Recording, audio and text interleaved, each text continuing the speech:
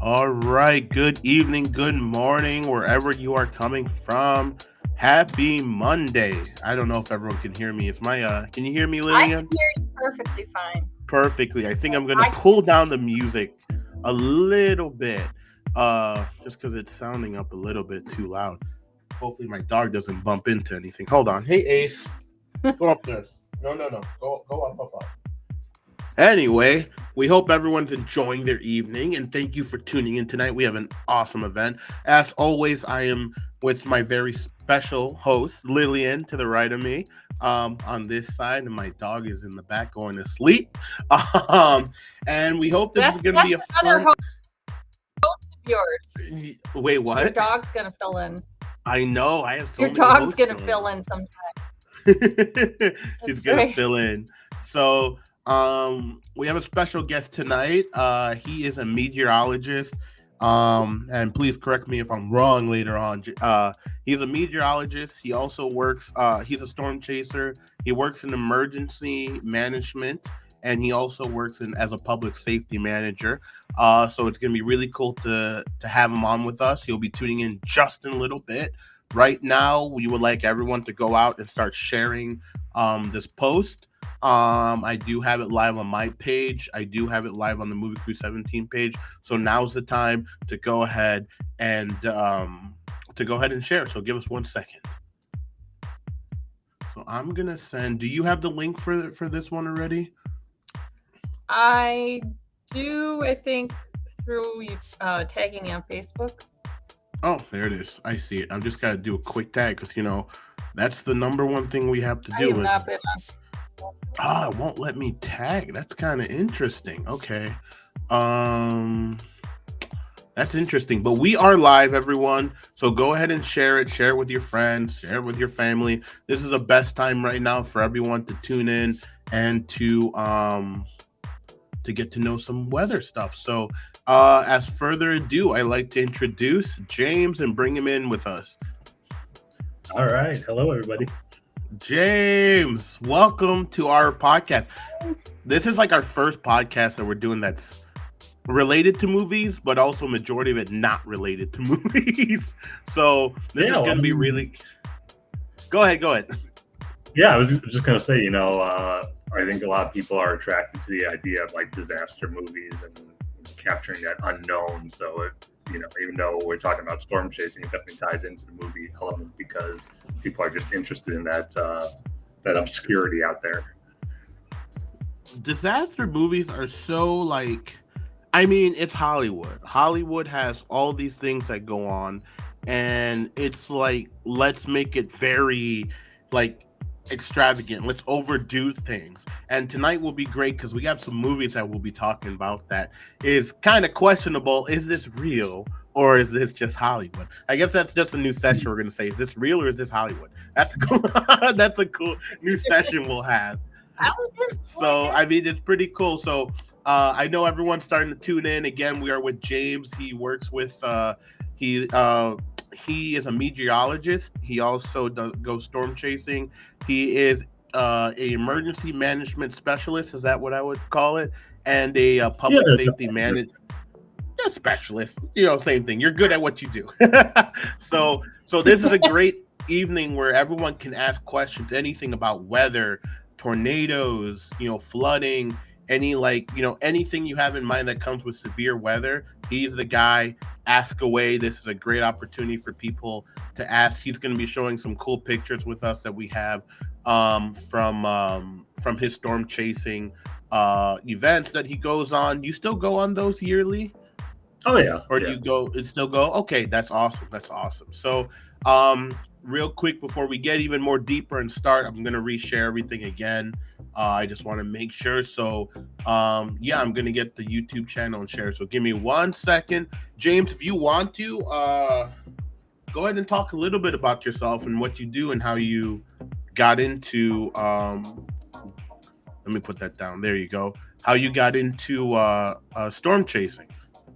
All right, yeah. So again, my name is James Baugh. I'm a meteorologist, storm chaser, emergency manager. I also teach at a local community college related to meteorology and emergency management.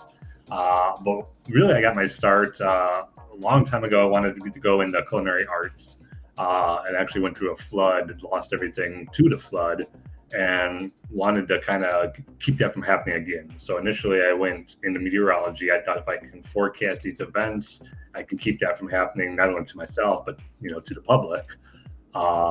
And got my associates in meteorology. Went on to get my bachelor's from Mississippi State in meteorology. I got a job working as a meteorologist down in the Gulf Coast region in Houston, forecasting mostly for the oil rigs. And I'm like, all right, perfect. I can issue these forecasts. We can get the lead time out to the public, get them to a safe spot when the storms approach. And then we had Hurricane Harvey hit. And even though we had such good lead time with Hurricane Harvey, still a lot of people lost their homes. They didn't heed the warning properly. So what that really made me realize is that although we have good warning and lead time, it's really more on how people prepare and respond to the severe weather and disaster events.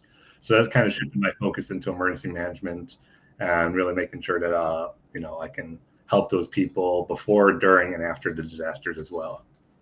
And then of course, I like the adrenaline of storm chasing, so that definitely ties in with my background, but also gets me out there in the plains, seeing some cool stuff. So that's awesome.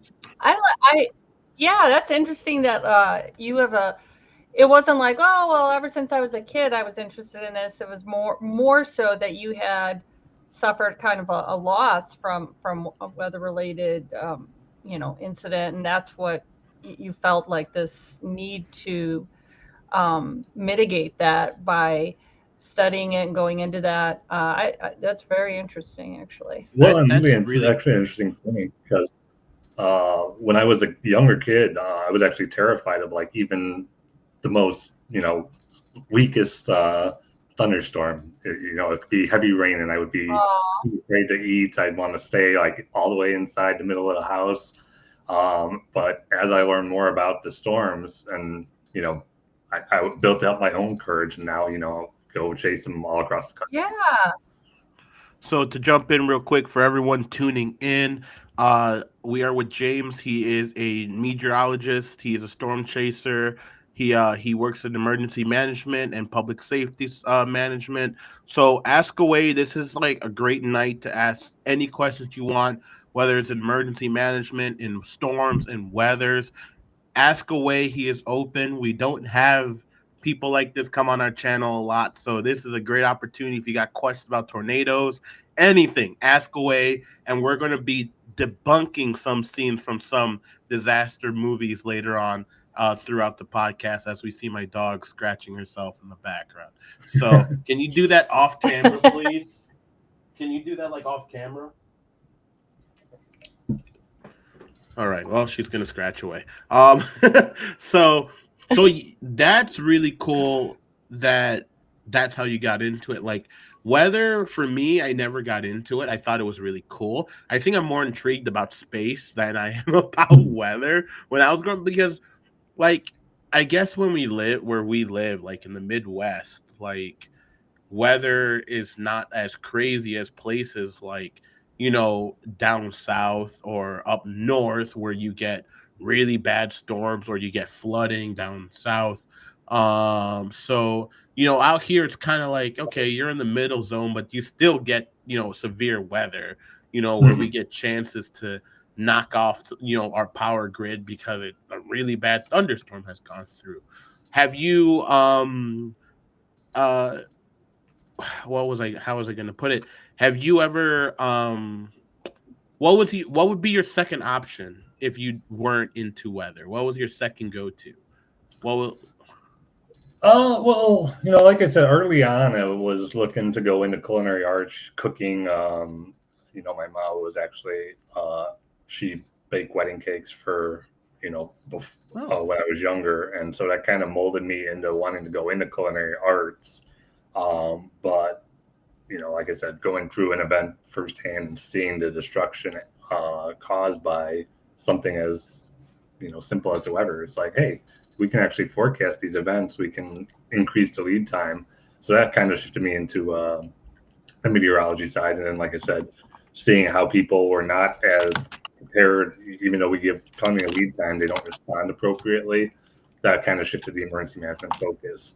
So, you know, anything in public safety, helping the public, you know, police, fire, something like that. But more than just the day-to-day responding to those everyday emergencies, big disasters are what kind of catches my attention. And, you know, truly helping people on their worst day. That's awesome. That is awesome. Who's your favorite meteorologist? Let's get into that. I want to knock that out the way. Who's your best meteorologist? Like, who do you like? All right. Who is Well, like your idol? so that's a loaded question. We have in the Chicagoland area, we have Tom Skilling, who just retired last year. And the reason I like Tom Skilling is that he is, you know, real detailed on his forecasts. He provides a lot of information to the viewer so that they could learn, you know, about what he's talking about. He's not just telling you, oh, it's going to be high of 75 today. He'll let you know why it's going to be high of 75 today. So I really like that. There's a meteorologist in Birmingham, Alabama. His name's James Baugh, and he just has this great on-air personality during high-impact severe storm events. They've had several large-scale tornado outbreaks going through high-population areas, and he's stayed on air 9 hours straight, just, you know, pinpointing down. He'll say, if you're at this intersection, you know, there's a barbecue place right here at the corner. He'll get it right down to your neighborhood so that you're not saying, oh, that's not going to impact me. He can call out your house almost exactly and say, you need to get to shelter now. So I think, you know, as a public, we don't necessarily know all that much about severe storms. So I think when you can relate it that specific to anyone, any member of the public when they're watching, it can really increase that preparedness for them and let them know that, you know, this is impacting them and they need to get to a safe spot. And that's, I think, is really key because I think a lot of the public aren't prepared for a severe storm. I don't think they are. A lot of us are just kind of like, you know, okay, we'll just hear, Winging it. yeah, just winging it because you never know when. I mean, yeah, we have the technology to get us, you know, give us a heads up, give us a warning, but I feel like we're still not there yet with when it comes down to it. Like, you know, I worked with James for a long time. We both worked in emergency management. And the number one thing that we train in is in preparedness and making sure that everybody, not just us, but the public know what to do when a situation comes about. And I think the number one thing, and I want to talk a little bit about before we get into your awesome pictures that you sent me in video of your storm chases, is how to stay prepared with your family, how to just be prepared all around. And what you start off with is what we call as a go bag. And you hear it sometimes on the news. And a go bag is something that you just have in your house. Each, you can have one for your whole family, or you can have one for each of you. And in those go bags, it has extra clothes, you know, flashlights, batteries, your medicine if you have something, all that stuff that you think you'll need that's important, not like books and stuff like that, but things that are important that you need to survive for the time being. You know, I know with what's going on in LA and in LA how some families didn't even have more than 5 minutes to get out of their house. So you just get up and leave, you know, and it's very critical if you have a go bag, you can just pick that thing up whenever you're ready to go and go out there. You know, it's really simple. It's really simple. It's cheap. I mean, it can get expensive if you want to, but it's just in case you need it. I mean, that's a little bit. That's one thing I really truly think that's important to have is always have a go bag and be ready.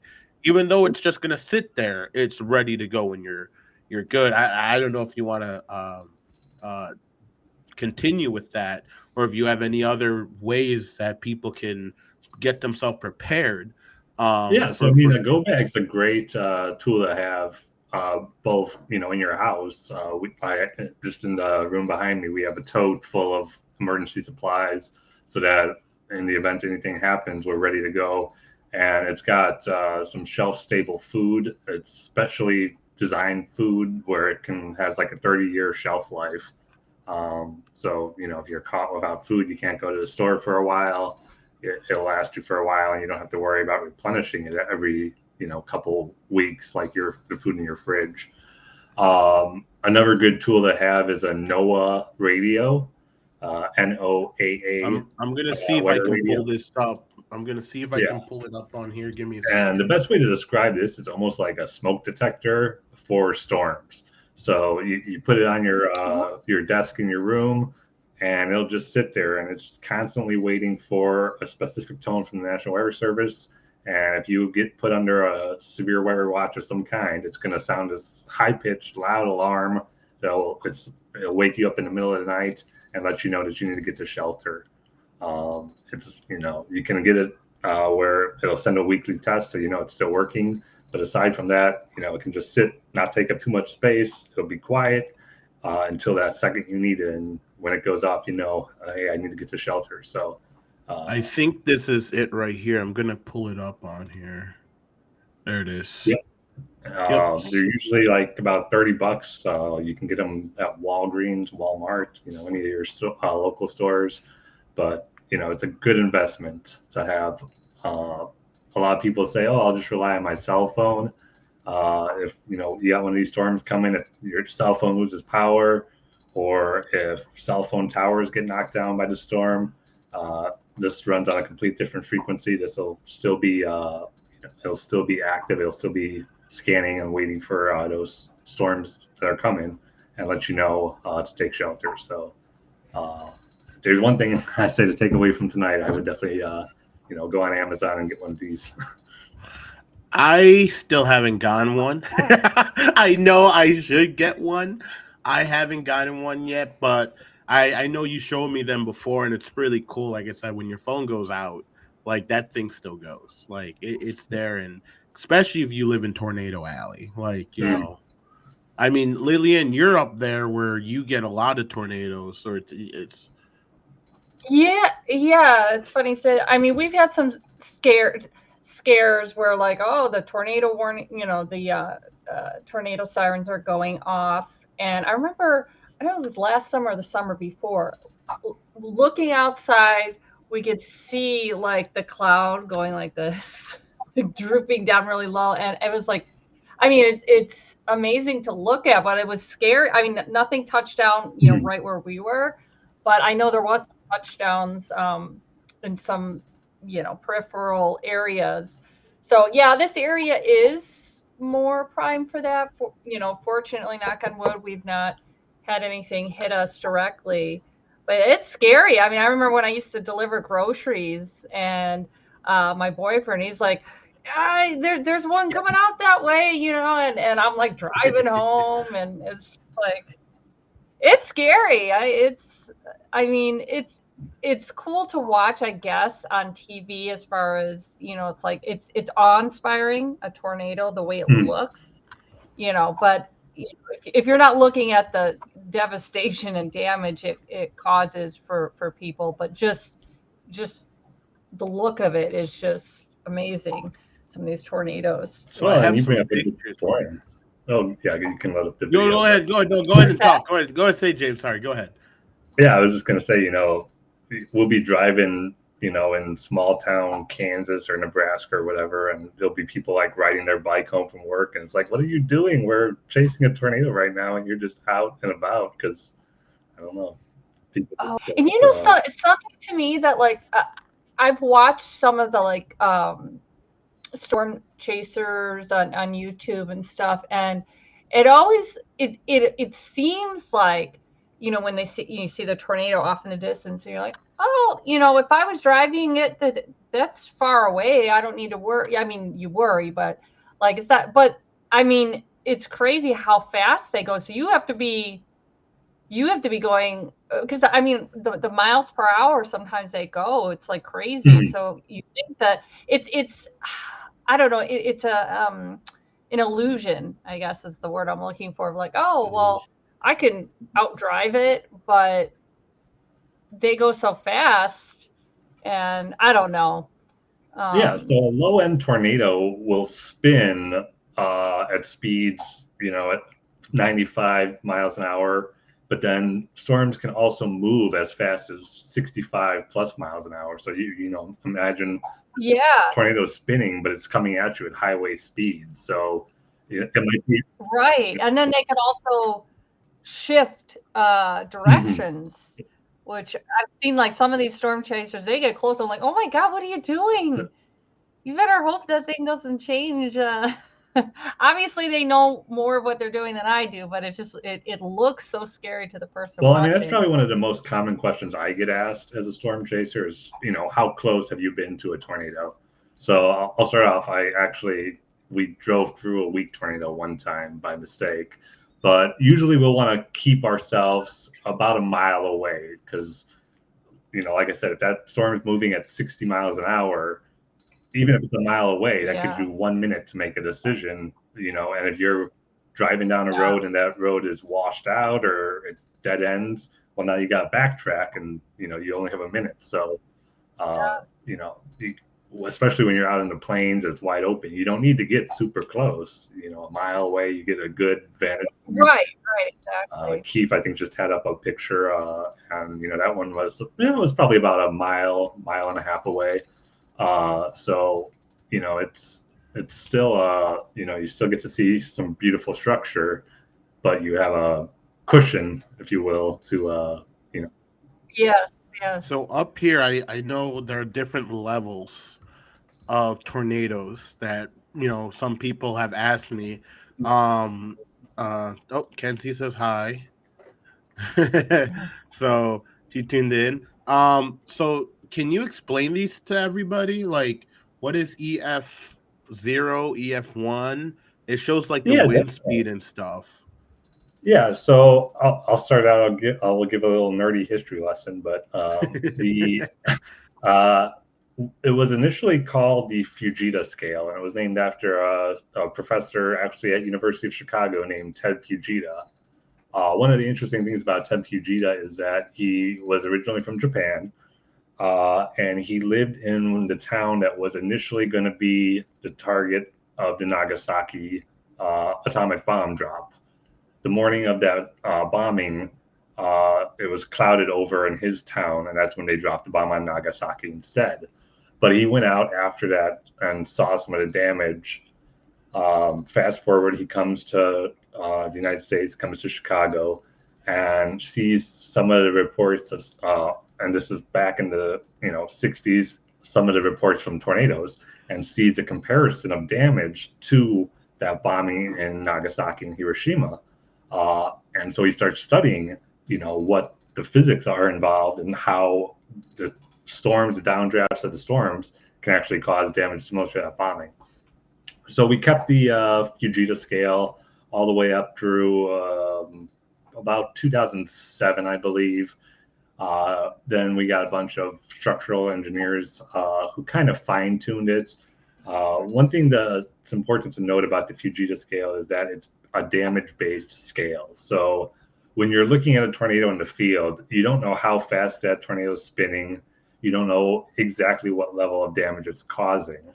What we do is we go out after the tornado happens, see what structures it hits, and then using our structural engineering knowledge, we can assign what level of winds would have caused that damage.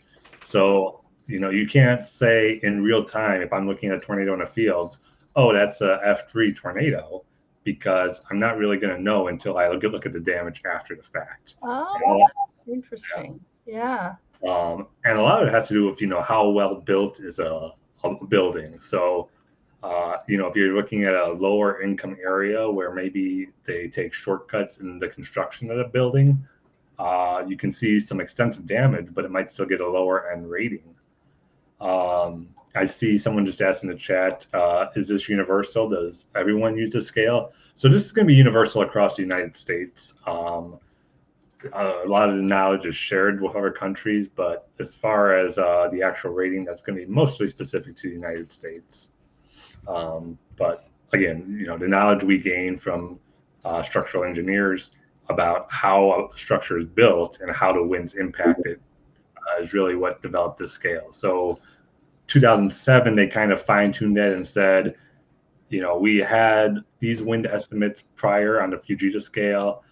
Now we think that maybe we need to adjust what wind speeds will cause this level of damage. So that is what changed it to the enhanced Fujita scale, and that's what we currently use today. So, if you look at stuff from a while ago, you might have heard like an F2 tornado, and today you might hear something like an EF2 tornado. It's basically just a little bit of fine tuning to that scale about what wind speeds would have caused that level of damage.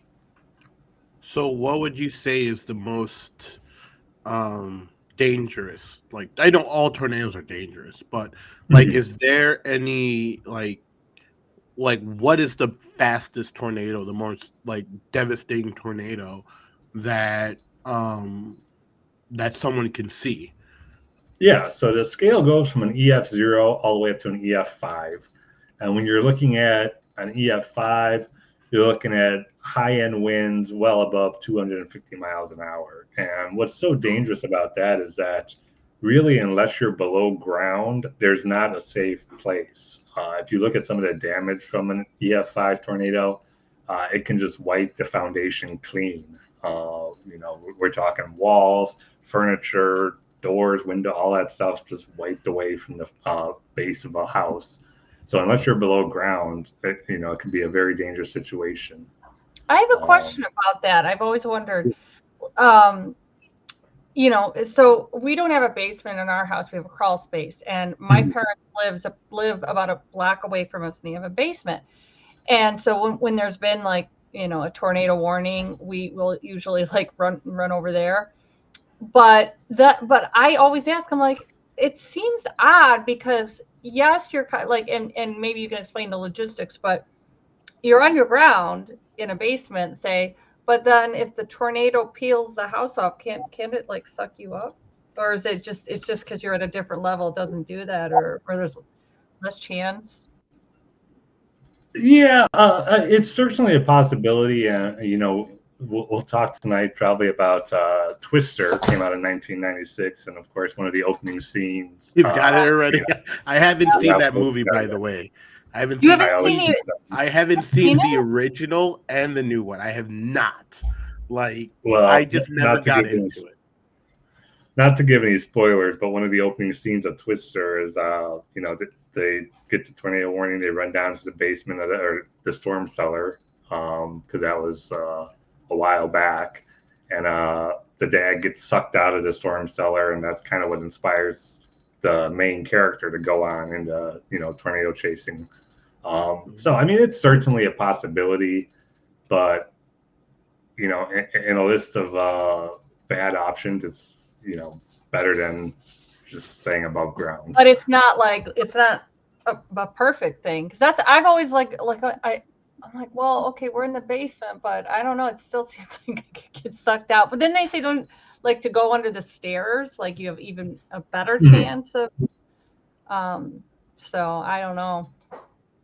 Yeah, so if you don't have a basement, your best option is going to be the most interior room of the house. So you want to put as many walls between you and the outside as possible. You'll want to stay away from any windows because, of course, stuff flying through the air can shatter the windows and throw glass at you. If you have the basement, obviously, best to get below ground. And the same principle applies.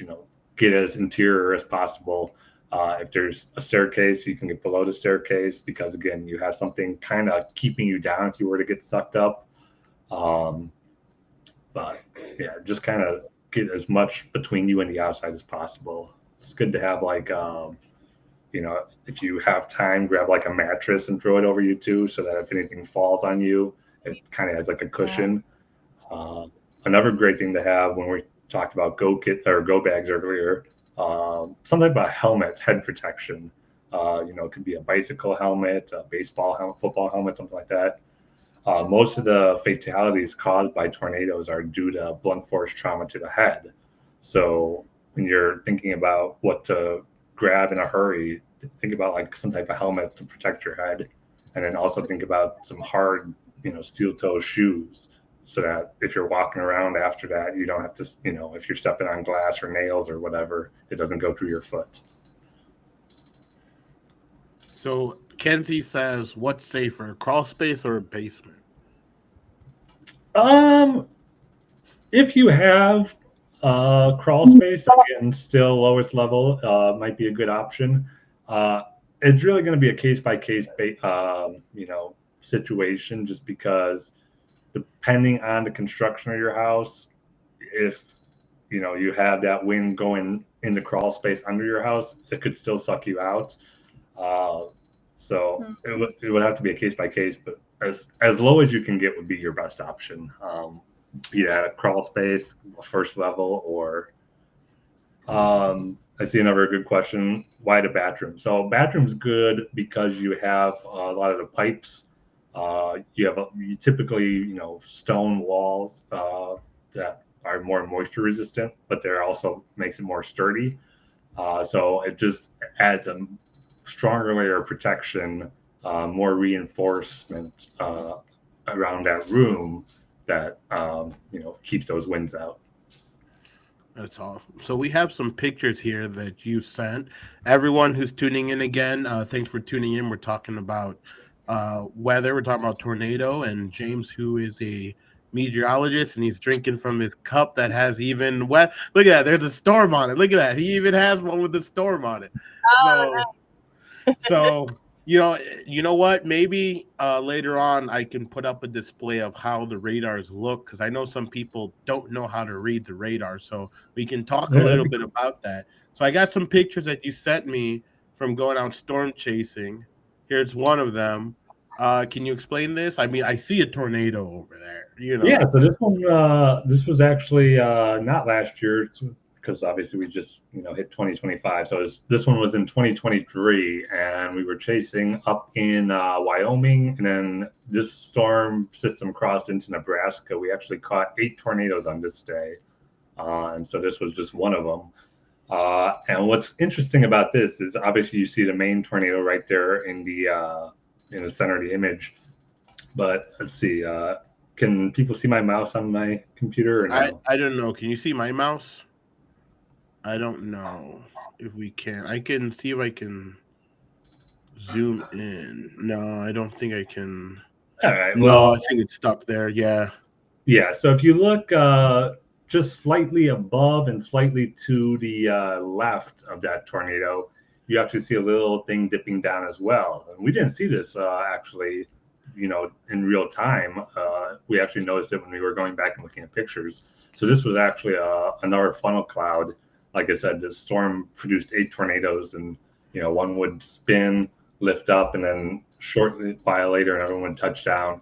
So we were actually kind of watching, one tornado, which is the main one in this picture, dying off, but then you see the funnel of a new one starting to form. So again, it just goes back to what we were talking about earlier, having that buffer, keeping a good distance, because that tornado could have easily been forming right above us, and we would have been in a bad spot.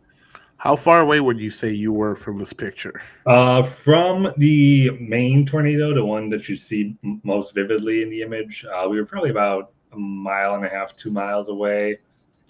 From that funnel cloud in the foreground, that was probably about, I'd say, a half mile. Half mile? That's pretty close, isn't that? Yeah. So, again, going back, I think these storms were moving probably about 50 miles an hour that day. So, you're still talking, about 30 seconds or so to make a decision. And again, if you're drive down the road and it dead ends, or, you got to turn back, you really kind of run into a critical time where you run out of time quickly if you don't leave a good buffer. Let's see. I got another one here. Here's this one. So is this the same day, or is this a different day? This one, I believe, was a different day. That may have been the same day. I'm testing my memory now, but this one was yeah. I want to say this was a different day. I think this was in Nebraska or Kansas. But just you can't always see when you're seeing a tornado. The tornado is made of wind, And you can go out any day and you don't see wind. So what you're seeing when you see a tornado is condensation, and you're seeing what the tornado is picking up. So if you look at this tornado, it doesn't even look like it's on the ground, but it definitely was on the ground. It looks like it just kind of almost ends at the base of those gray clouds in the background, but it's all the way at the ground. So I think it kind of goes to a question I see in the chat here from Kenzie. Is this it right here? Yeah. Is it true if you don't see the tornado moving? Don't see the tornado moving? Is it coming? Yeah, so kind of a good rule of thumb. You can kind of gauge what direction a tornado is moving based on looking at it. But if the tornado is not very clearly moving left or very clearly moving right and it's just getting bigger, well, that usually means it's coming towards you, and so you probably need to get out of there. So we got another one here. We pop this one back here. For the most part, most of your tornadoes are going to be moving. You'll get some occasions where the tornado just kind of stays stationary for a while, but yeah, generally if it's not making a noticeable movement to the left or right, just take a safe bet that it's coming towards you and that you should move out of the way. Move out the way. That's smart. I mean, some people take out their phones and start recording. I mean, yeah. Oh, that's wow. That's kind of scary, actually. It looks like a tsunami. Yeah, right. Like a big wave. It's just that's a very interesting picture. So that's everyone. So what you're seeing in this picture, trying to use explain it in terms that anyone will understand, but you're having a storm and the cold air is rushing out, and what's happening is as that cold air rushes out, it forces the warmer air up above it. So a tsunami is a really good analogy because it's almost like a wave going up and over that colder air. So you'll see the colder air is all around the base of that storm, and then as the warm air goes up above it, it's forming that little like saucer at the mid-level there. So okay, so for a tornado, for people who see it, I know you can report it to the weather, the National Weather Center, and you can report it to them. How would someone know like what to look for in a tornado? Because sometimes they just say like, oh well, the tornado is just a spiral in the sky. It's clouds that look like a funnel. How can you tell like, okay, this is an actual tornado? What to look out for when the sirens go off? Yeah, so it's going to be hard for me to say, but it's almost like a do as I say, not as I do type of deal. If you're not trained, it's best to just not try and look for one. I would be more focused on trying to get to a safe place if I don't have that training, just because, you could be putting yourself in a dangerous situation if you don't know what you're looking for. As I said, I went through years of schooling to know what some of these features are to look for. But if you don't know what you're doing, it can be pretty dangerous. Now, like Lillian said, you can sometimes see parts of the sky descending or rotating. So if you see that and you're already outside, still focus on getting to a safe place. But then, maybe you can relay that report to the National Weather Service. Or if you don't know a way to contact them, honestly, you can probably call 911 too, because a lot of reports that the National Weather Service gets are from local law enforcement who are, again, trained to go out and spot these storms and relay those reports so that they know that the storm's actually happening as well. I've heard that like it's supposedly if you hear it sounds like a train. Mm-hmm. You hear a train sound. That's I always look for that. I'm scared. I'm like, oh god. Yeah, definitely a freight train's a good freight train, jet engine, something like that. The closer, depending on how close you get, you can sometimes even hear like, bits of stuff being shredded or torn apart, and that's kind of unnerving, because it's actually impacting people's lives and houses and all that. Right. But yeah, if you hear just kind of like a low pitch rumble,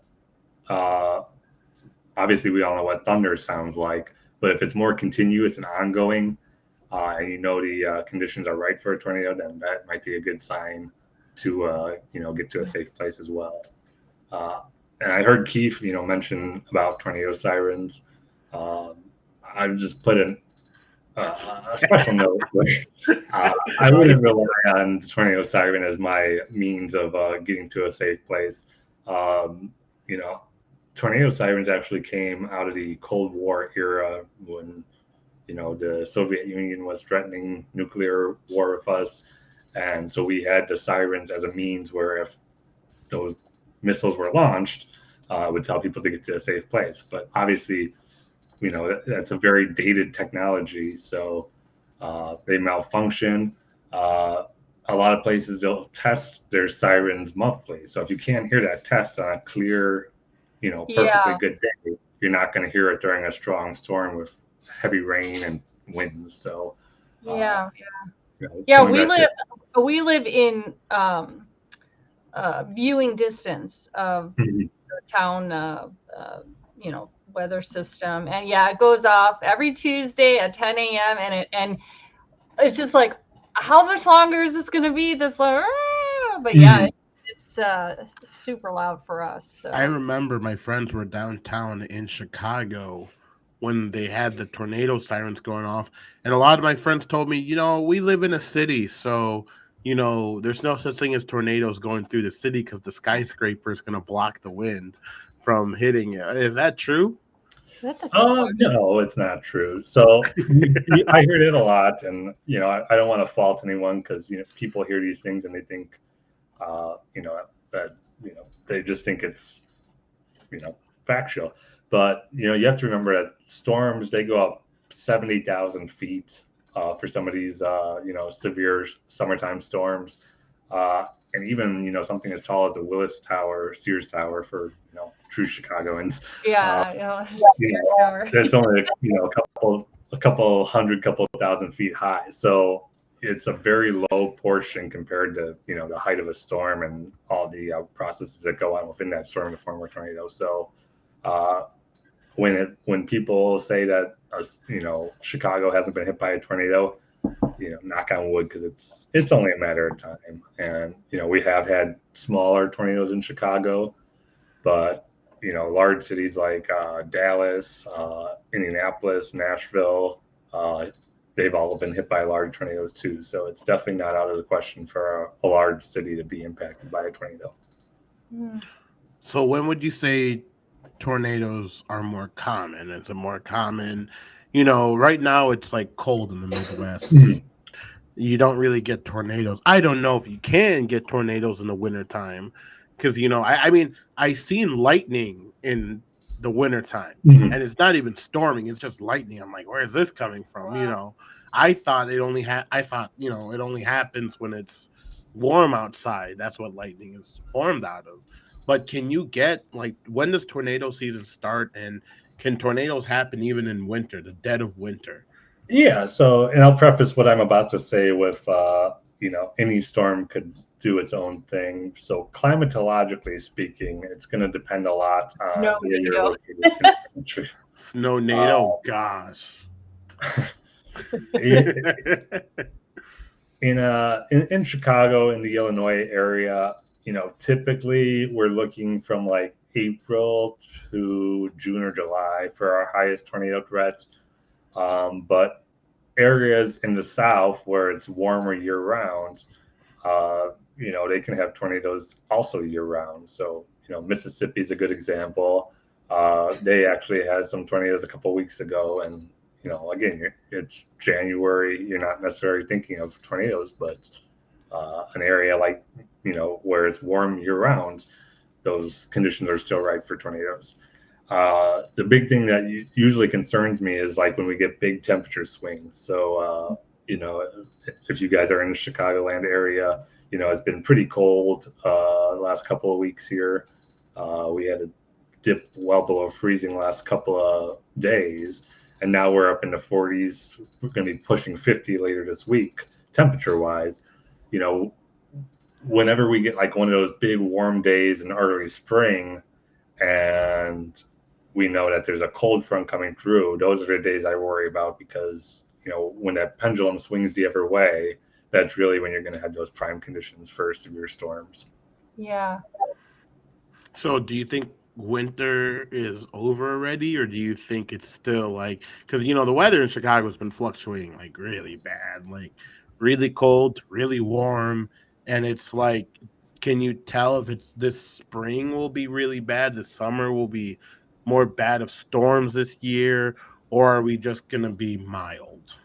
Um, it's I'd say we're still in for a little while of winter. We're getting treated to a nice little stretch of warmer days than what we've been seeing lately. So this week it's going to be in the 40s, and could push 50 a couple days. But I still think going into February, we'll still probably have a couple days or weeks where we're back below freezing. Usually January, February are some of our coldest months in Chicagoland. So, I don't get too optimistic when it gets a little bit warm here in January. I can take it as Come on, we can't wear shorts yet. yeah. As far as looking long term into spring, I think it's still kind of a little too early to tell. We can look at what some of the patterns are and what specific patterns have done in regards to spring storms, but I always say, it might be a lower than average season, but if that one tornado hits your house, it doesn't really matter how many tornadoes there's been, because that one impacted you. So, Right. I caution people never to get too, we're going to have below average tornado season. Well, yeah, but it could still be impactful to you. So, So I got this other picture of, I don't see a tornado here, but I mean you can explain that. Is this like right before it's supposed to touch down? Yeah, so this one actually wasn't a tornado. This was just a strong storm, actually in its decaying phase. It's we have a lot of cold air rushing out. This would have been, I think this was in Iowa, maybe. You get a lot of pictures and you start to forget where they're at, but it's kind of cool structure. Like Lillian was mentioning about the tsunami type look earlier. You see all these like ripples and waves in the sky. It's, might not always produce a tornado, but it's still cool to look at. Sweet. All right, let's see. Now this one's a video, so I'm gonna pop this thing up real quick. Here we go.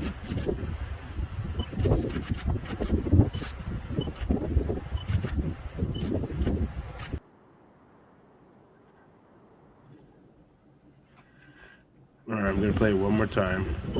Yeah, so direct right here, but yeah, right there is where the tornado touches down. This touches down again. And if you look real close, you can actually see some of the stuff that's picking up. You'll see like little bursts of gray right at the base of the tornado. So you see kind of lifts up and down, and that has a lot to do. You'll sometimes see examples where like the whole house has been destroyed, but there's still a plate hanging on the wall in the kitchen, or a china cabinet's been untouched. So it has to do a lot. I use an analogy like tornadoes are like fingers. So as they spin around, you have little vortices that form, and as they lift up and down, or as they spin around, it might take out that wall, but it leaves the china cabinet. So that's kind of okay. That's interesting. Now, is that is it a similar concept for where? I'm thinking back to the original. There was a line in there by, I don't know which character, but they're like, it takes out one house but leaves another intact. Is it kind of a similar thing where it's like a one thing comes down differently? Yeah, that's a great example. So if that video Keith just showed, it lifts up slightly and then touches back down again. So if you lived here, a tornado hits your house, but then it lifts up and it might jump over this house and then come back down in this house. So yeah, it's better to bet that it's not going to do that. Especially the stronger tornado gets, the more likely it's to stay on the ground for a long time. But especially early on or on the weaker tornadoes, they'll sometimes hop around and stuff like that. So, Yeah. taking a tornado See, serious. it's like I have to watch the movie. I know. I'm like, yeah, I don't know what you're That's I just know about the egg and steak scene because people say I make my breakfast just like from the movie with the egg and steak or whatever. I'm like, I don't know what you're you talking know, about, but with Twister. Now, normally I am, an OG girl. Like I like the original move. When they do a remake, I mean, I think was it Twister 2? Is it like it's I can't I we saw it at the theater and I thought it was really good considering because usually when they remake stuff or they do a part 2 it's later, bad. it's just Yeah. bad. And this actually was really good. It was well done. So I already showed you guys, In my Twister, opinion. and of course now I got Twister as well. So Oh god. we got them both here. Need So to watch some it. backstory about Twister and Well, Twister. what about the Wizard of Oz? Doesn't that count as a disaster movie? There you go.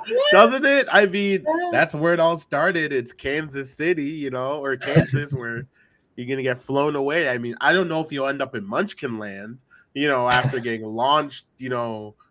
Actually, that's a good I don't question. know. Can you have there been survivor stories of people getting launched from a tornado and thrown like 500 feet away somewhere else and survived?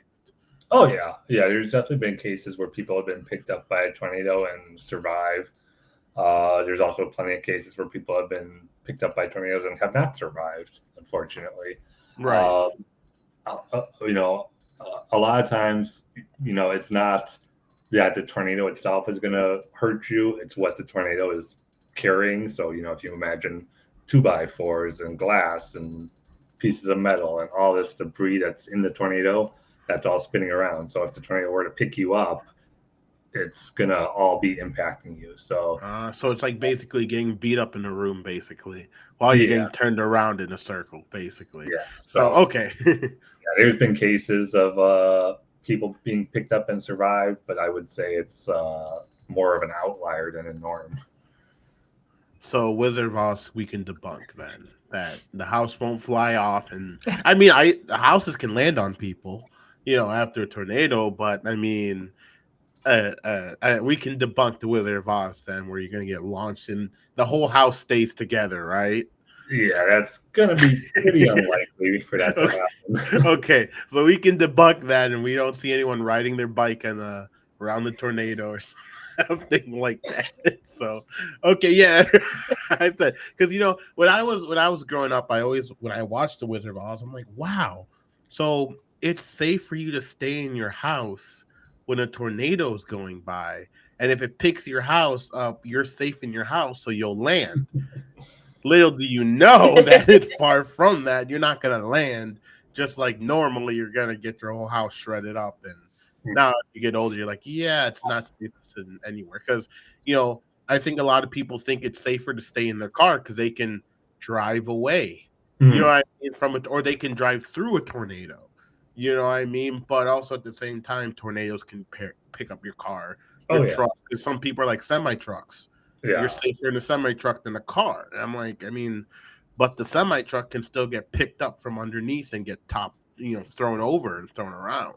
Yeah, So there's been a lot of cases of people being killed in their cars by a tornado, and maybe it's people who didn't know they were driving into a tornado or tried to outrun it and couldn't outrun it. So whatever the rationale that they used, it's still not a safe place. If you think of how much damage your car can get, just driving into another car in like a regular car accident. Now imagine, it's getting impacted by stuff at a couple hundred miles an hour. It's being rolled, it's being tossed, picked up, thrown, all that stuff. So yeah, lots of people have been killed in their cars by tornadoes as well. So Wizard of Oz, everyone, debunked. It is not true. Your house probably is not going to be in one piece after it gets launched up into into a multi-universe. So we barked that. So don't guarantee that. Hide in your basement, safe in your basement. So and don't run into the storm either. So I know some people told me, oh, it's safer to stay in a semi truck than your car during a tornado because it's bigger. But okay, don't do that. Get somewhere safe. Go in the basement somewhere. And actually, sometimes even semi trucks, just because they're a larger surface area, they're more impacted by the wind. So you can imagine. I don't know. You've been on the highway on some windy days. You'll see the trucks even struggling to keep straight, and those winds might only be 50 miles an hour. Now imagine if it's tornado force winds. It's a big area trying to block out wind. And so someone messaged me. They said, sorry, I didn't mean to cut you off. They live in a trailer home.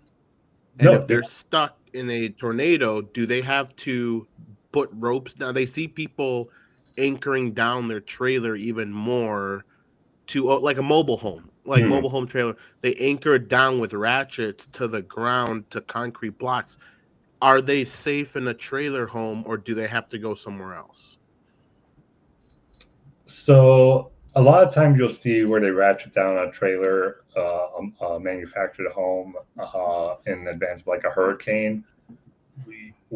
Typically, with the lead time you get for a tornado, you're not going to have time to do that, ratchet it down or secure it in some way. And unfortunately, manufactured homes, mobile homes, they're just not made to be tornado safe. And going to school in Mississippi, a high number of the residences in Mississippi are manufactured mobile homes. And that's unfortunately why some of the deadliest tornadoes are also in Mississippi. We have what we typically think of Tornado Alley, Texas, Oklahoma, Kansas, Nebraska, that central portion of the U.S. But some of the deadliest tornadoes occur in Mississippi, Alabama, Georgia.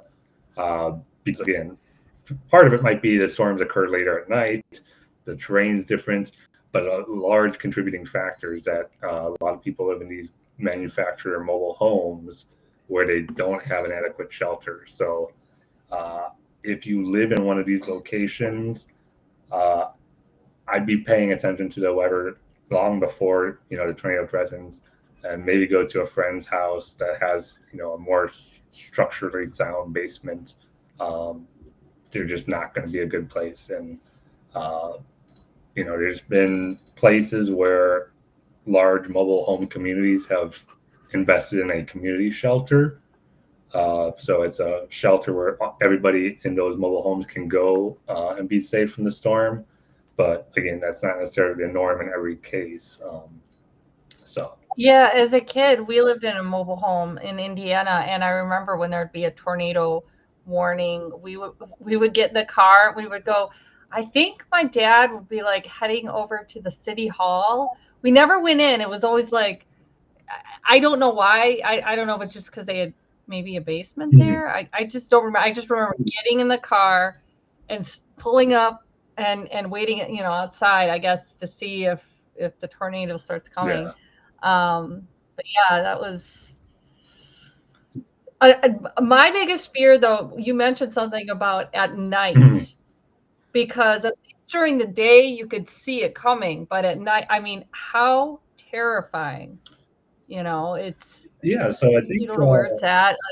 Keith, I actually sent you another video. Oh yeah, you did. Let me. So I think this is actually a good. This was not a planned segue for this video, but I think it is a good time to play that video just for an example. I got you. Hang on. Give me a little bit. I'm just gonna. The tornado he's about to show. This was taken in April of that particular year, and it was taken about 6:30 p.m. So again, you still have relatively early sunsets that time of year. So it was dark. It was getting towards the point where we're gonna say it's probably not safe to chase too much longer.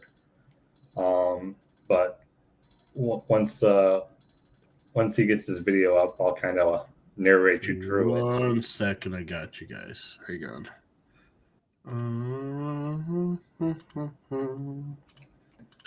Where are we? Here it is. Okay, hang on. So I'm going to pull this up. Give me 1 second, guys. Yeah. All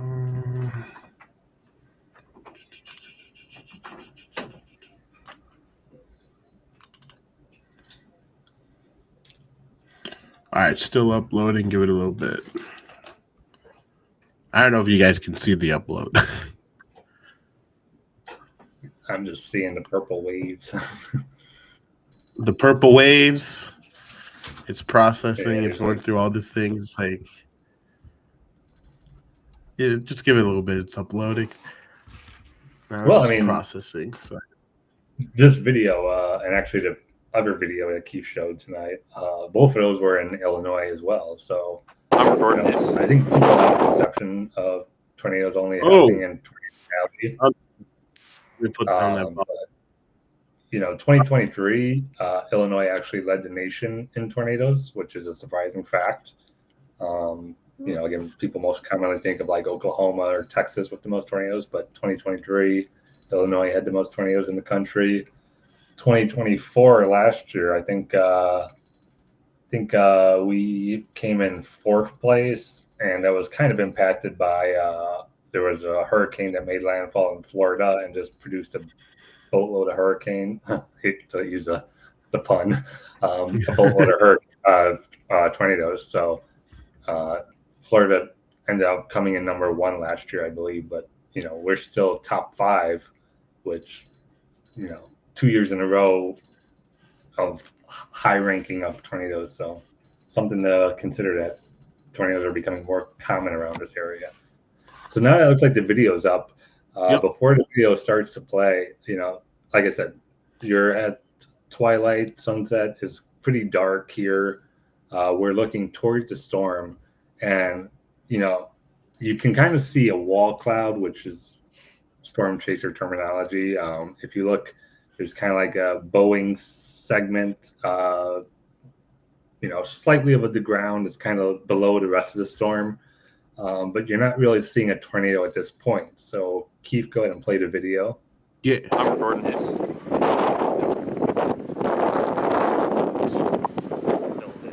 So as of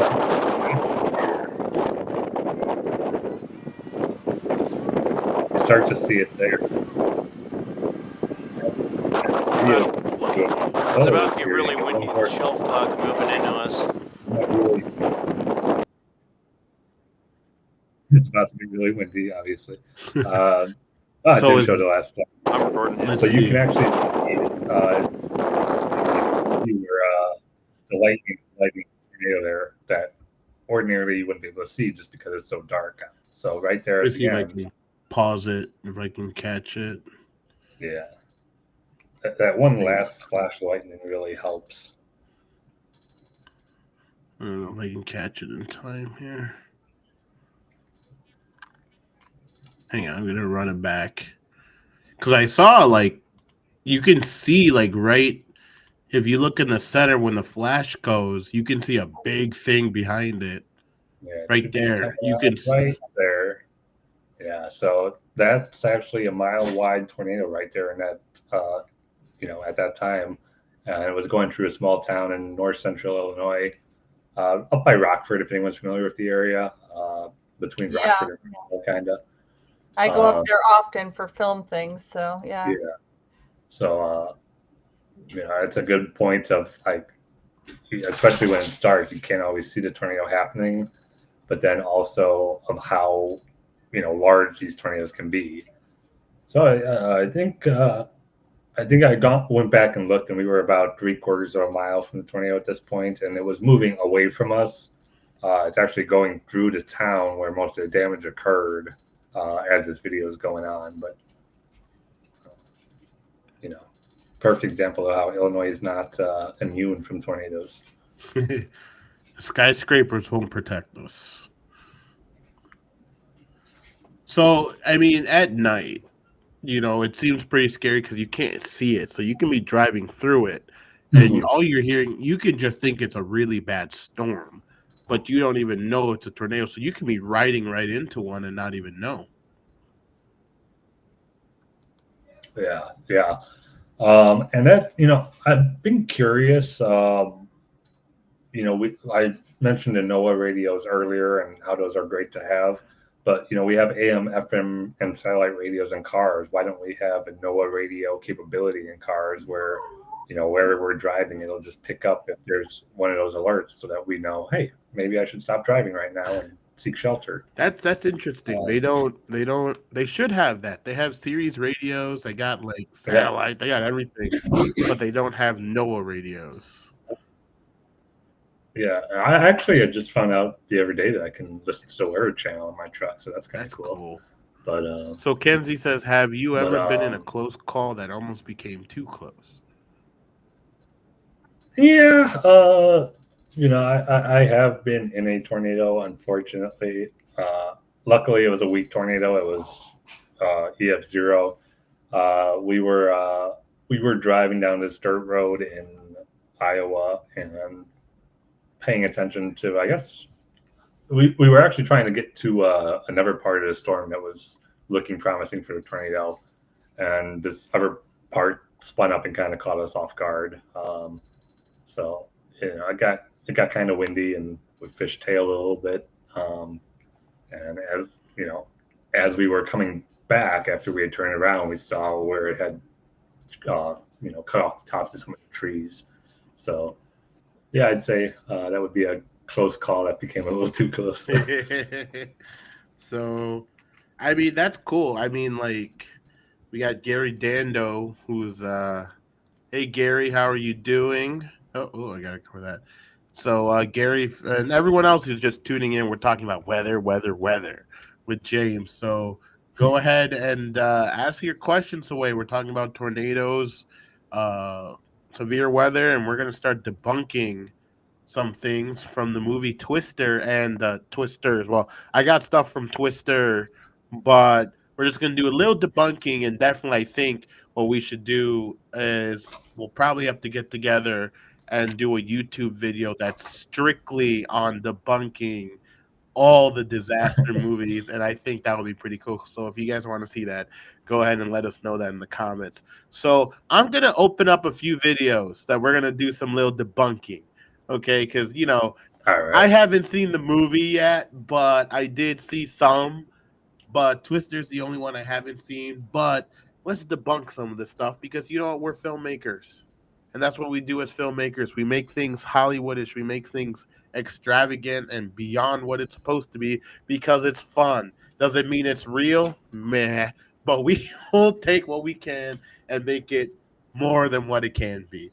So Well, yeah, I don't think people ever go to the movies for a science lesson. So, you kind of got to exaggerate at times. But I think one of the cool things about, tornadoes and storms is that they're inherently cool on their own. So you don't really have to, beef it up too much. It's already from the scale 1 to 10, 10 being factual, 1 being Hollywood. How would you rate the first Twister movie? All right. So, and we have to remember the original Twister movie came out in 1996. So it used a lot of hold on, I got the dog going in the background. Oh. Hi, Ace. That's not Ace. I don't think that's Ace.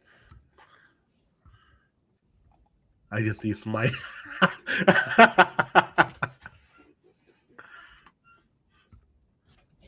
All right, so yeah, it came out in 1996, so we used a lot of the science and the knowledge we had of storms at the time.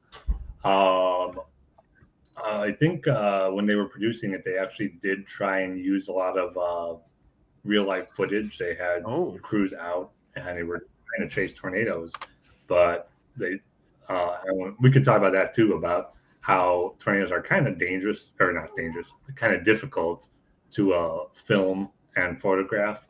So they couldn't get a lot of good footage. There's a couple scenes in Twister that use actual storm footage, but a lot of it's computer generated. And well, that's how. you know, I mean, it's still pretty cool. that's what it is today. I mean, it's cool. It's cool. So you think so? They actually use real footages from tornadoes that they took. There's a couple scenes that are real footage, but the majority of the tornadoes you see in that movie and Twister are fake, CGI. There's like one or two storm structure scenes that are actual real footage. Have you ever eaten a Twister? Like a funnel cake or?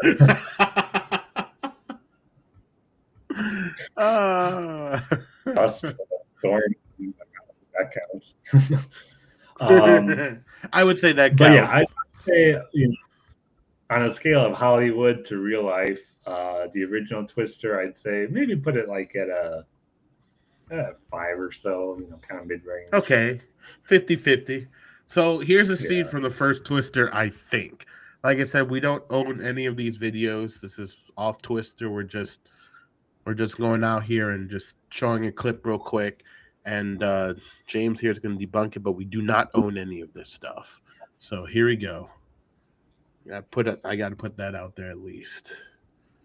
All right, hang on. I'm going to play a few seconds of it.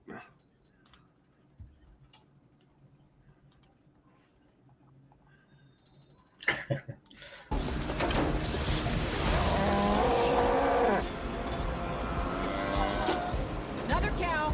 Actually, I think that was the same one. All right. Okay. So we have that first scene. Like I said, this is all new to me. So we have that first scene. And this is my first time watching it. So if you see a flying cow coming at you from a storm, aren't you way too close then at that point? Like, is that realistic? Yeah, that's definitely way too close. So, okay. If you're at the point where you're seeing any debris flying around you, you're going to be too close to be in a safe spot. So just to give some background to that scene, they're chasing the tornado. They're driving down a road. The tornado ends up going over a little lake. And so it actually kind of turns into a water spout, and then it actually splits off into two tornadoes. They say, oh, we got twins. And the tornadoes kind of go around both sides of their truck. It spins the truck around, gives it a nice little car wash. And they hop out, and the tornadoes magically dissipate right as they're, they don't get impacted by a tornado. I don't know. A cow weighs a couple 100 pounds. I have my cow right behind me. Right, Ace? Come here. If the tornado is picking up a cow, it's picking up a lot of debris that can cause pretty good damage to your vehicle.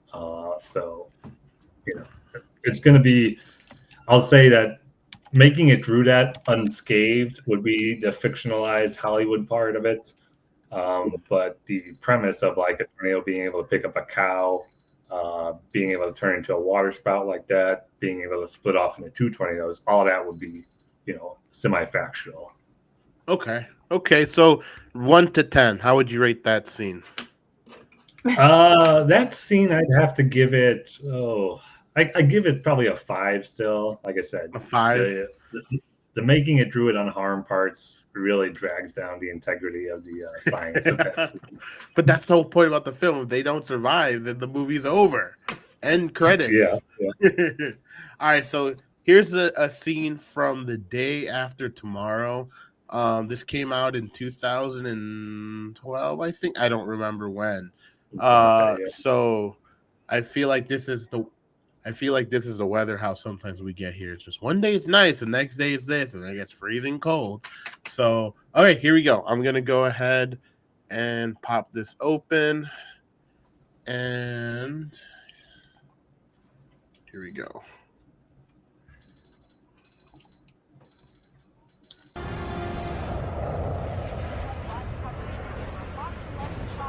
Are you there, Bart?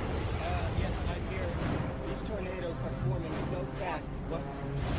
Oh my God. Lisa, are you getting this on camera that this tornado just came and erased the Hollywood sign is gone? All right. So that was from The Day After Tomorrow. How How do you feel about that? What are we talking All right, about here? so a little bit to take in there. That scene, they're looking at multiple tornadoes going through the Hollywood, the downtown, Los Angeles area. That area itself is not super prone to tornadoes. You don't have them there too often. They have happened, but it's not as common as elsewhere in the country. So that part, I'm going to give it kind of low on the scale. Now, tornadoes where they are a little more common in areas like Oklahoma, a lot of the Oklahoma City news stations will put up helicopters. And it kind of ties into social science, where if the people actually see the tornado live on TV, they're a little more apt to take action. They actually know, hey, they're not just saying there's a tornado warning. They can actually see the tornado happening, and they know there's a real danger there. So it's not uncommon for some stations to put up helicopters and film the tornadoes, but it's still dangerous. You're dealing with unpredictable winds. A lot of people use drones too. More common these days to fly a drone up and get video of a tornado, but a lot of people have also lost drones because of the tornado. So yeah. Well, I mean, you see in that video, they got really close. You're like in the middle of 3 tornadoes, which you can't have multiple tornadoes touch down at once, which is that's true. But the fact that they were flying a helicopter without that helicopter getting thrown away, won't having 3 tornadoes and you're in the middle of it, won't that be so disruptive for a helicopter because of the wind speed? yeah, so I could be wrong, but I think that scene goes on to where the tornado does end up impacting the helicopter. I think it does, yeah. But yeah, if you're not a trained pilot, like I said, it's uncommon for news stations to do it just because of the risk of flying a helicopter in an unpredictable wind like that. There's a couple stations that do, but it's in areas where there's a lot more commonality of tornadoes. They happen a lot more frequently, so the pilots are a little more trained because they do it more often. Does that make sense? If we had one in the Chicagoland area, I can't imagine that one of our local news stations would be putting a helicopter up to film it, unless it was, from a very far distance and just zoom in on those cameras. Yeah. So this one, the last one we have is also the day after tomorrow. It's the helicopters freeze in air. So I believe this is when it was raining and stuff, and then it went from the tsunami and hurricane to like Arctic blast. So I'm gonna go play this clip. Vertical full cirrus cloud formation. What the hell is going on? Bloody fuel lines are starting to freeze.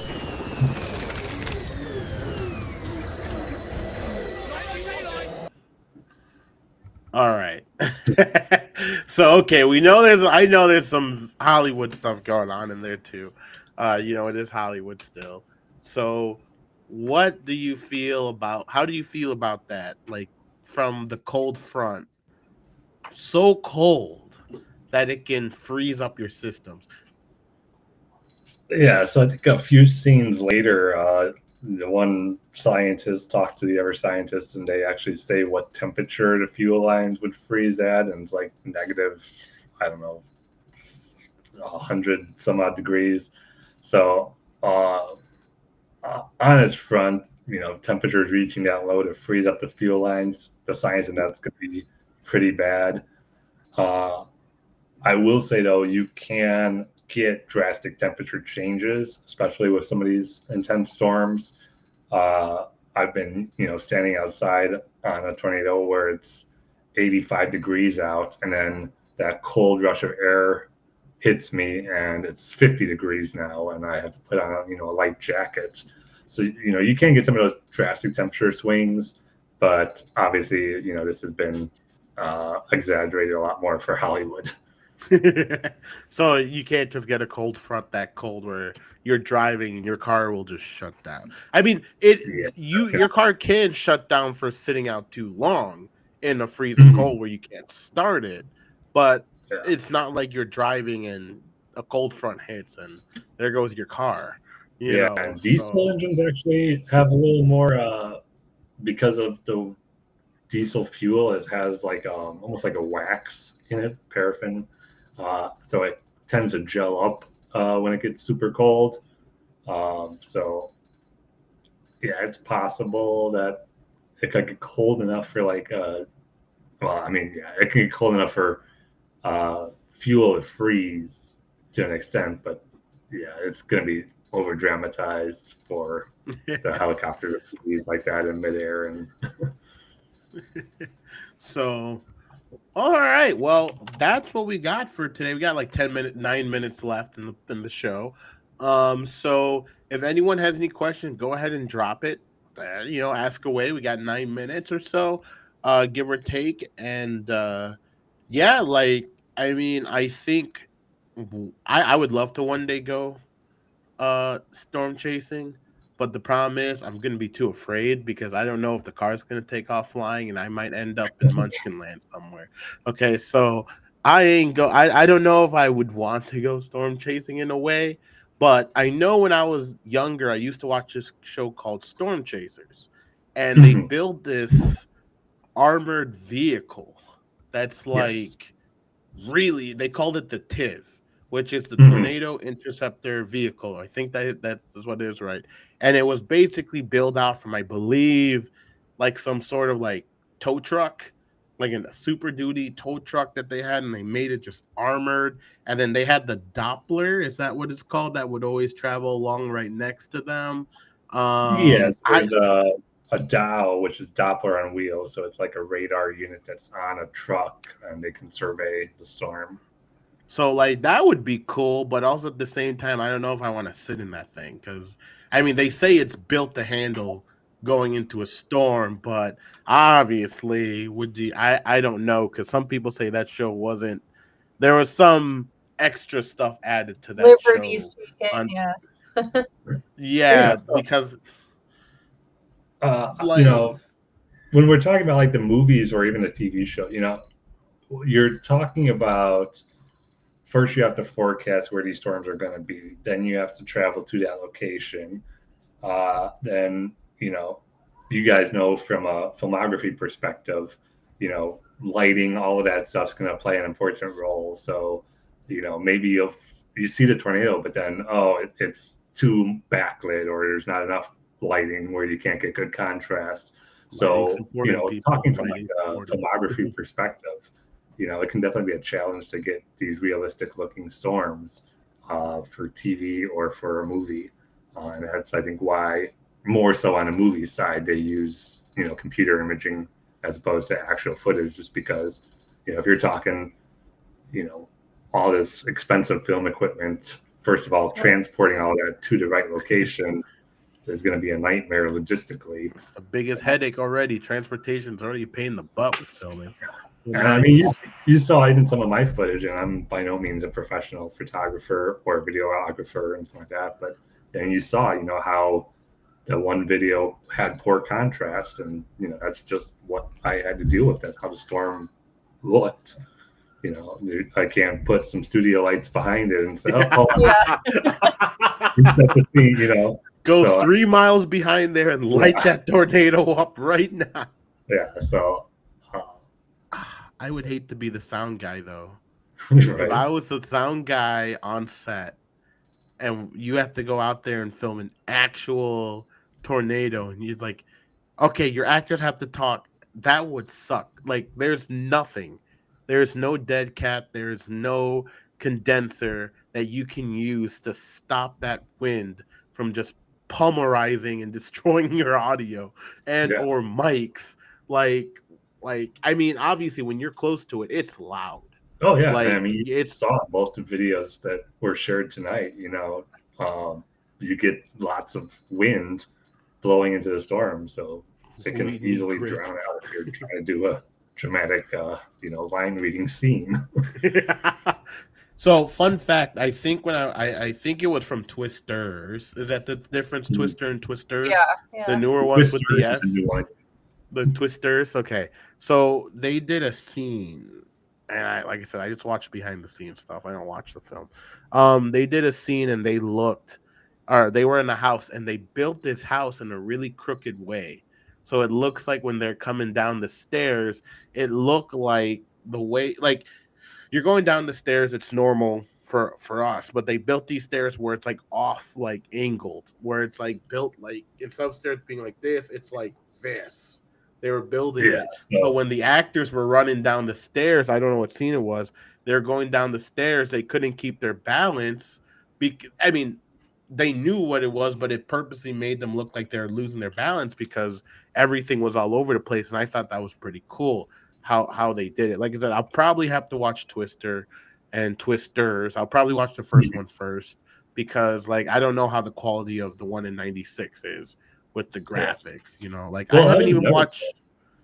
Not to give a spoiler, one of the end scenes of the original Twister movie, what it looks like to the viewer when you're watching it, they go into the shed. They tie a belt around their waist and they strap themselves to a water pipe. Yeah. And tornado comes over, picks them up, and they're like, hanging on to the pipe and their legs are flying through the air. Cinematographically, how they filmed that was they put them on a rotating set and turned it upside down. Turning. Yeah, so they were dangling basically as opposed to actually being sucked up by the tornado. So, So is this correct? What Gary said, what a tornado is? Yeah, that is perfectly the definition, and it's one of the things I like to. Did you Google that, Gary? Did you Google that? Did you copy and paste it? To my students that by definition, a tornado has to be in contact with the cloud and the ground. So, you hear all the time people are saying, "Oh my God, we got a tornado on the ground." Well, by definition, a tornado has to be on the ground, otherwise. So, but yeah, that's a perfect definition of a tornado. Oh, there you go. So we got like 3 minutes left. James, I'd like to thank you for coming on this evening. I think we're gonna have to come together and do a YouTube video where we're just gonna debunk all the disaster movies and sit there and go through them and just do a video on that to see, or disaster clips. And I think people like to see that because, like I said, we want to know if your house is going to be in one piece after it gets take off, like in Wizard of Oz. Like, see if it's true, like we'll watch Sharknado too. We'll see if there's logistically we can have sharks forming a tornado. I never seen Sharknado.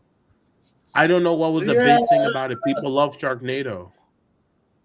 So again, it's pretty corny. I mean, the tornado can pick up anything it goes over, and in theory, it could pick up sharks if it was going over sharks. But yeah, are you serious? It can actually pick up sharks.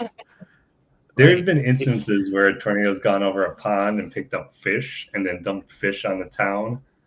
Oh wow! But yeah, I mean, climatologically, tornadoes are not all that common in areas where sharks are, swimming around. The middle of the Atlantic Ocean. There's not been a case of it being recorded, but the good thing to remember is that anything a tornado goes over, it can pick up. So okay, it's possible, but I'd put it highly unlikely. So I guess the biggest draw, if anyone has, oh my goodness, what'd she say? Hold on. Oh, imagine a fish. Imagine being a fish minding your own business, and then you're flying. Yeah, yeah, flying fish. Yeah, you'll have everyone. You're like, why are you late for work? You wouldn't believe what happened. Cloudy with a chance of cloudy with a chance of meatballs. Just had meatballs and food falling all over the sky. I don't know if I'll eat it because I don't know how sanitary it is. It's like people drinking rainwater. Or people say that they used to drink flood water. And I heard drinking flood water is really bad for you. That's how you catch infections and everything, because it's going everywhere and they just boil the water. But I'm like, I think it's more to it than just boiling water when you drink flood water. It's like, flood water is just nasty. Even if you're like walking in it, if you got like an open cut on your foot or your leg, you're just really opening yourself up to infection. You see all the time, like kids splashing around in flood water after a heavy rain. It's just a bad idea. You don't know what's in the water, and especially if you're like, down in an area that has snakes or alligators too. You can have those also swimming around in the water. So just stay out of water. Yes, yeah, that's the best way you can say it. Don't go swimming in it. But yeah, so I guess everyone, like, for everyone, thanks for tuning in tonight. Thank you, James, for spending some time with us this evening, talking about tornadoes and your experience. And yeah, I mean, I definitely want you to come back. I think, yeah, I mean, I definitely want to do another session about just national like disasters that happen and get your opinion on it.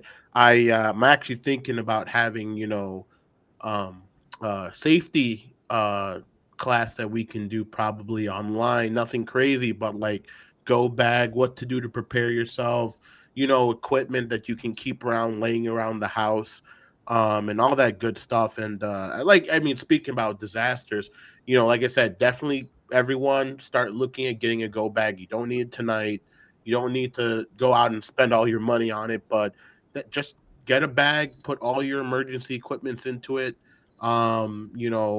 Like I said, I have one. I know, James, you have one. So like, we have our. Make one. You got to make one. It's actually really good to have. In mine, it's I got extra boots, I got my extra pants, got jacket. I have my flashlight. Some snacks in there. Batteries, emergency stuff, first aid kits, everything. So it's definitely good to have, and especially with what's going on in the world today, with disasters are happening everywhere, from like there's flooding going on to the fires, and now we're coming up on tornado season, so you always want to be prepared and you want to be ready for that, and definitely get trained in classes, get into classes like first aid classes, get into stop the bleed classes, get into CPR training, get those classes under your belt, because you never know when you're going to need it. So, and it's always good to carry a tourniquet, have all that stuff in, like, that's what I have in there. I got a tourniquet, I got the CPR mask in mine. Just be prepared. That's the biggest thing. It's always being ready, be prepared for these situations. So, I mean, would you agree? So yeah, definitely. Put on my professor hat and say, your homework tonight to get a NOAA radio and get yourself a go back. I'm gonna NOAA radio. Twister. Let's see, NOAA. Oh yeah, I have to watch Twister now. Yes. So a NOAA radio will run you. I'm gonna Google this now for everybody, or technically I'm Yahooing it. Yeah, and of course, we're not endorsing, we're not paid, sponsors or like that, but these are it's just a good thing to have. Like I said, it's like a smoke alarm for your severe storms. Right. So the NOAA radio, you can probably grab one from here. I see it from $35. You can get from Amazon to $70. But like I said, we're not endorsing anyone. It's just something that it's good to have for everyone, especially if you live out in the countryside where tornadoes are very big, especially at night, because people go to sleep and they don't hear. Some people are heavy sleepers where they won't hear the siren going off. So if you have something like a NOAA radio with you, definitely something good to have. Keep in your go bag, keep extra batteries, But yeah, that's probably a great class we can do, or an online thing we can do on the YouTube channel as an emergency, and we'll show everyone how to put together a emergency go bag kit that they can keep for them and their families. Especially if older people living in your house, you got to be prepared. Because they can't do too much. So at least if you have something at the ready for them, have a tornado plan. There's always those. It's like people who have fires in their house, they have a fire plan. Have a tornado plan. Have a flooding plan. What to do. where to go, so because some people, when the siren goes off, they're just sitting there like, what do I do? I Mhm. hope it doesn't hit me. And, you don't want to be a part of the collateral, I guess you can say that way. You don't want to get hurt. We don't want to see anyone getting hurt. So definitely go look into that. That's everyone's homework. Look into getting a go bag, get know a radio. I'll watch Twister and I'll let you know my opinion on it. So I'll be judging it, watching it from a cinematographer exclamation point. That's what we can do. So We can do like a director's cut where I talk about the a science and you talk director's about cut. I watched the whole thing. I watched the 4 hour edition long one. Okay, there you like go. the Lord of the Rings, how they had like a 4 hours long director's cut. Like great. So, all right, everyone. We hope you enjoy your evening or morning wherever you're coming from. And we'd like to thank you for tuning in. If you have any questions about James or what he does, James, do you have any like social media that people can follow you on Oh or yeah, keep up yeah. with your That's weather I'm stuff? big on LinkedIn. James Baugh. I think my profile picture is me standing in front of some tornado damage. Uh, Facebook, I got James Baugh too. Again, it's real obvious. I'm standing in front of a tornado in my profile picture. Um, I have a Facebook like what do you call it, business page, Storm Tech Solutions, so that covers all sorts of stuff all across the country. But yeah, Sweet. Sweet, sweet. So, as always, thank you for everyone for tuning in tonight. It was great. Also, another thing off topic from the weather, don't forget the Red Huntress comes in this week, episode 2. Don't know a day yet, but definitely this week we will be having the release of episode 2 of the Red Huntress, and filming for episode 3 will begin shortly. So don't forget to swing by our Indiegogo, which is the Red Huntress on Indiegogo, and donate. Get some cool perks. Help us out, so we can get episode 2 rolling, and you will be seeing us on Tubi shortly. So that's going to be awesome, and get that ready to go. Hopefully the weather plays in our favor right now. It's been nice. Like now would be a nice time to film, but we don't have anything ready yet for us. So, all right, everyone. We hope you have a good night, and we'll see you next Monday. Lillian, are we doing one next Monday, or are we going to do our premiere next Monday? I don't know. I don't know either. I have to look and see what's going on. I'm gonna have to see. So we'll keep everyone in the loop about everything with all that stuff. So, but definitely stay tuned, and don't forget to check out James' stuff. And we'll be back, and we'll definitely do a video on some disaster movies. So, all right, everyone, have a good night, have a good morning.